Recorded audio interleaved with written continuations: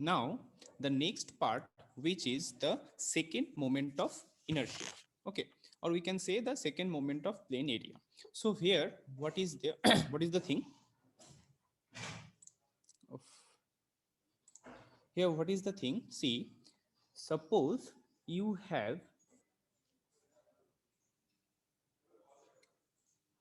an axis of x and y, and within this you have a body. Okay, take a very small elementary area, very small elementary area, that is the dA, which is at a distance x from the y axis and at a distance y from the x axis. Okay, so this term, moment of inertia, is found to be used synonymously with the second moment of area. Okay, and the term inertia has some relation with the gravitational acceleration, and this applicable in all material body, means which have a certain amount of mass. Okay, not the geometrical figure, remember this thing. So in terms of the moment of inertia, suppose plane area which is not appropriate in the true sense, we can say normally this one is the mathematical purpose, the parameter which is the radius of gyration.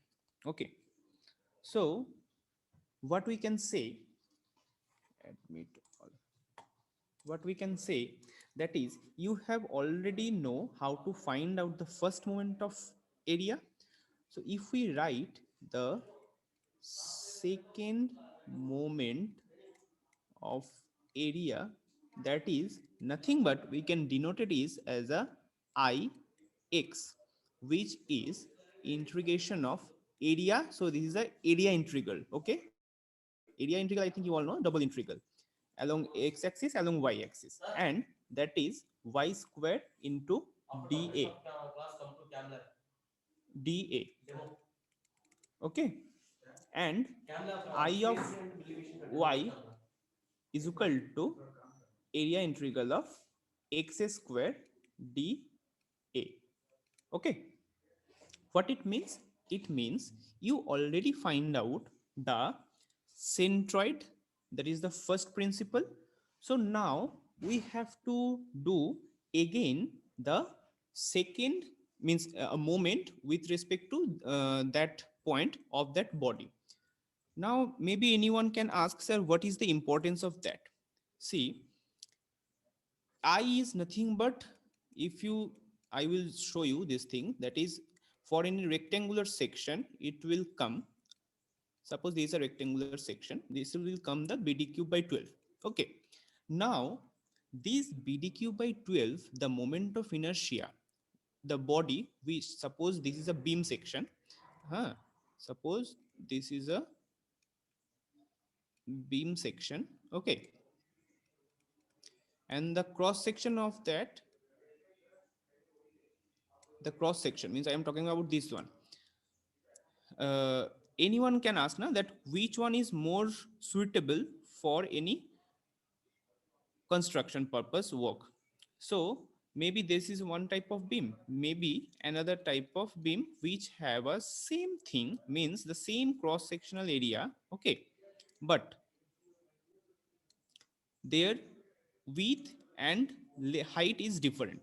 Suppose this is your A1 and suppose this is your A2. Okay, if both A1 and A2 are same, but for A1, if we say this is a square, so the each side is suppose B, and for this, if it is A cross C, and if A plus C is equal to, if we say B by 2, sorry, A plus C is equal to 2B, suppose, if for engineering purpose which one is more suitable, if this type of question asked, Okay, see, A1 area, A2 area are same, but what is the difference there? The difference is one is C. If it is C, if this one is a C, then this height is more with respect to this B, and this A is less with respect to this B.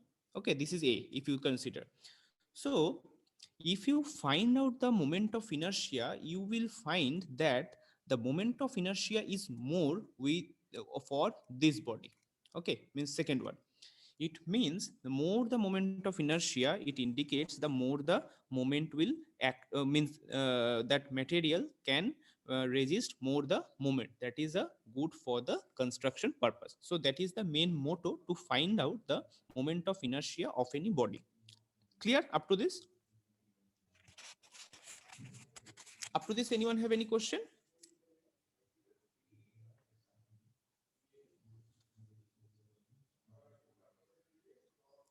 Hello? Please reply.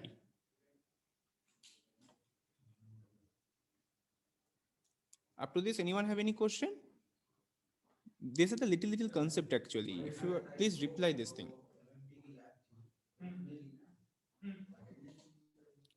Hello?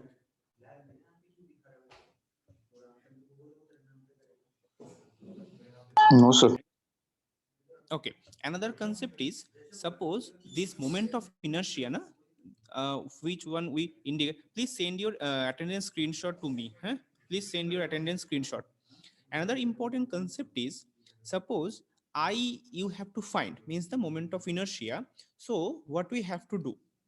See, this is varied with respect to our consideration. Means, suppose this cross section I am draw this in the exaggerated condition. Suppose this is one case, and suppose this is one case, or suppose same thing are there.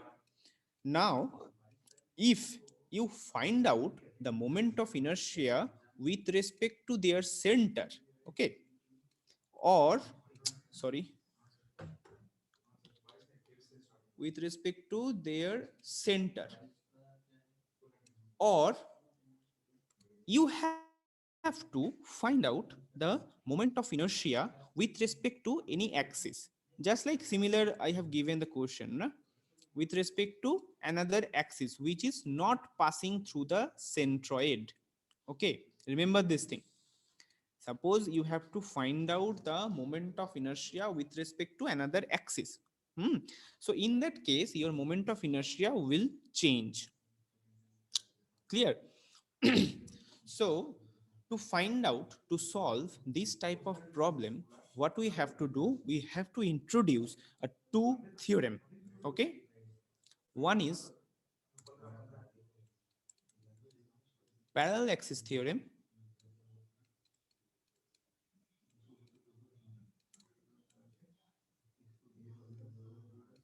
one is perpendicular axis theorem.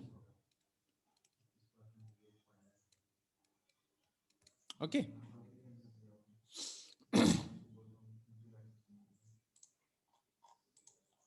so now we start the parallel axis theorem.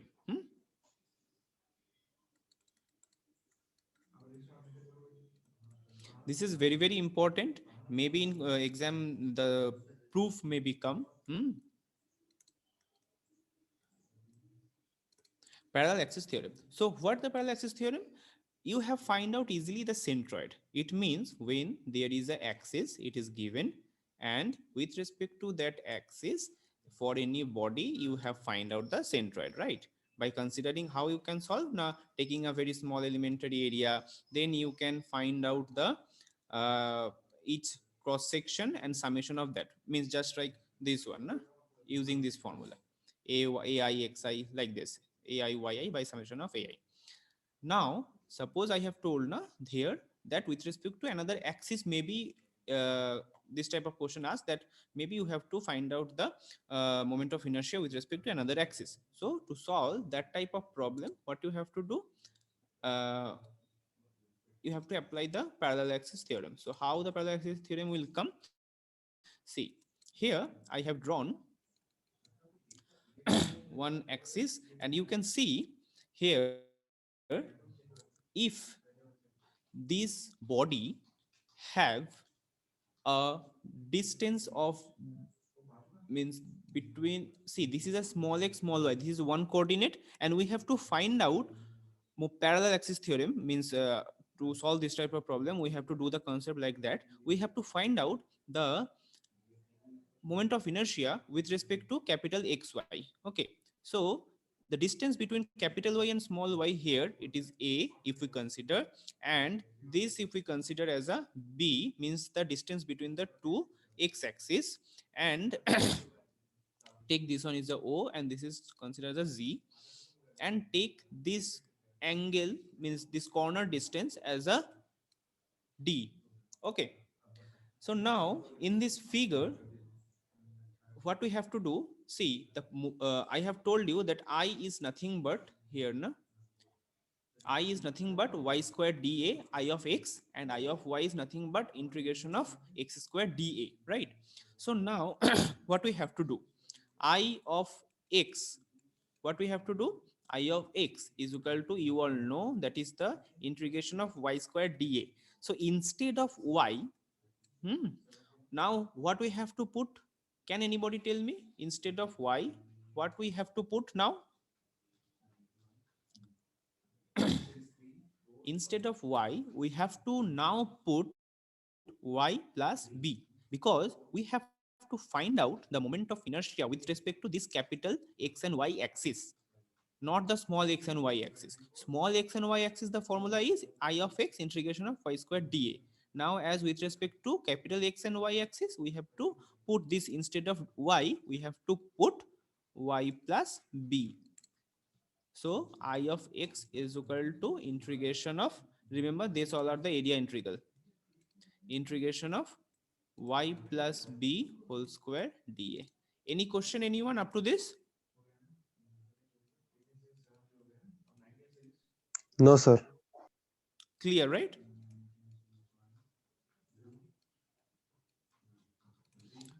So this will come the, have you sent the attendance?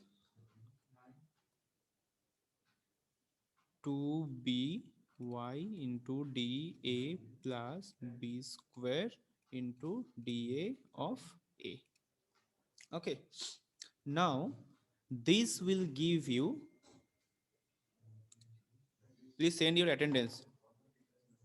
Now this will give you the part, that is integration of, area integral of dA is what, nothing but the area of that body into b square, right? And this portion is 0. Why this portion is 0? As the x is passes through the centroid of the area, so this portion we consider as a 0. So what we got, that is this one part. So we can write, if we say this is g, right, this portion is g, so we can write here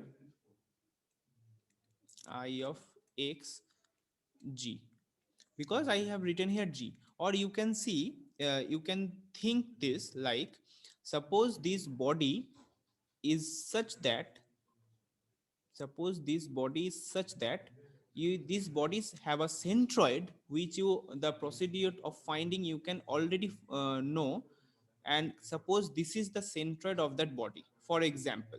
Okay, if this axis passes through that body, then the formula is this one. Now we have to find out the moment of inertia with respect to another axis. For that reason we can write here I of x g. So this is a simple y square dA, means when the axis passes through the centroid, for that the moment of inertia. Now when we have to find out the moment of inertia with respect to another axis, so the formula finally what is that, I of x, capital X, huh? This is, you can write small x, I of x small x plus a b square. Clear? Up to this anyone have any question? And similar thing you have to write, Please say, if anyone have any question, please tell it to me.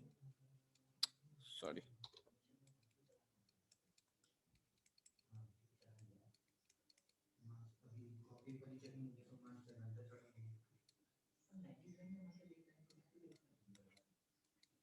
Okay.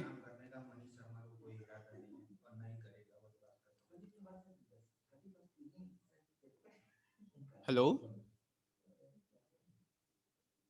Anyone Yes, have sir. any question? Is everything is clear? Yes, This sir. type of Clear.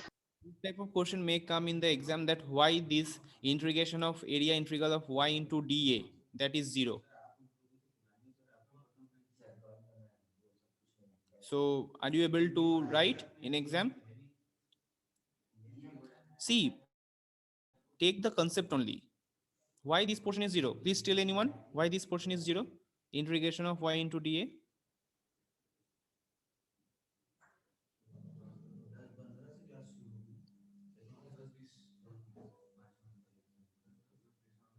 You say yes, clear, but till now no one give the answer.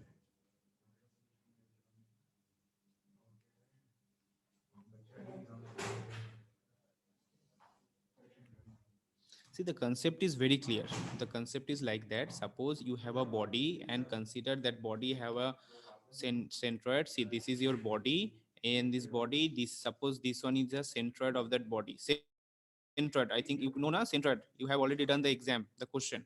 Suppose through this centroid one axis, and with respect to that axis, you have to find the moment of inertia another axis. So when you find out the centroid and you have to find out the first moment, what you have done in the numerical problem, that x bar is the x minus distance, na, some distance. So this distance is 0 na for this case, because this is the centroid of that body. How can you find out this distance? So that's why the integration first area first moment, that is a 0 for this case, because this axis is itself passes through the this body. That's why this y into dA is 0. Clear? Please clear your concept at least. Hmm. If anyone have any confusion or any question, you can ask.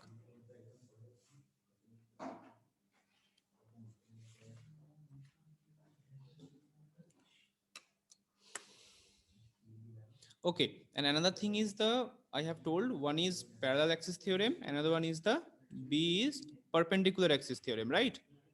So perpendicular axis theorem is nothing but the, which I have told na, that is the A and B and D corner to corner na. This A, this B, this is D na.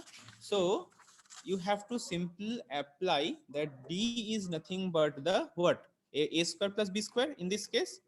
So you can write perpendicular axis theorem like, it is denoted as J. Remember, it is denoted as J.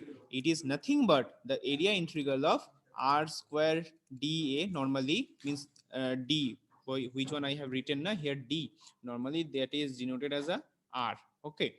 So r square dA, which is nothing but the your distance, means for the present case a square plus b square dA, or generally we denoted this thing as a distance x and y. Okay, generally means in a general condition we denoted this thing like what we can say, suppose this is your x, this is your y, and if this is your body and this is a small elementary area, so this distance normally take as a x and this distance normally take as a y, and this is your r. So for that we can use this one, polar moment of inertia, or this is also called the polar moment of inertia, remember.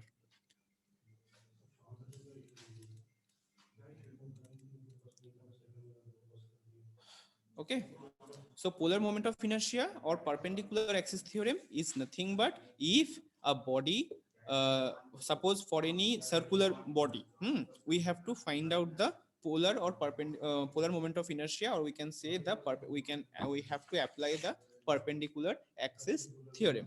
So for that So what we can say that the sum of the pairs of the second moment of area is a constant. Means what? See, this one if we say x and this one you can say y. So individually what you can write, that is the x square dA plus integration of y square dA. Means this is the I of x and this is the I of y, right?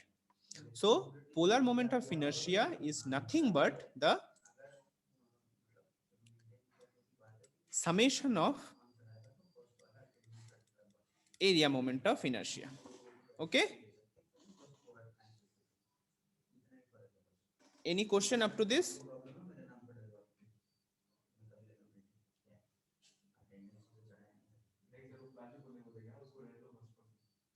Hello.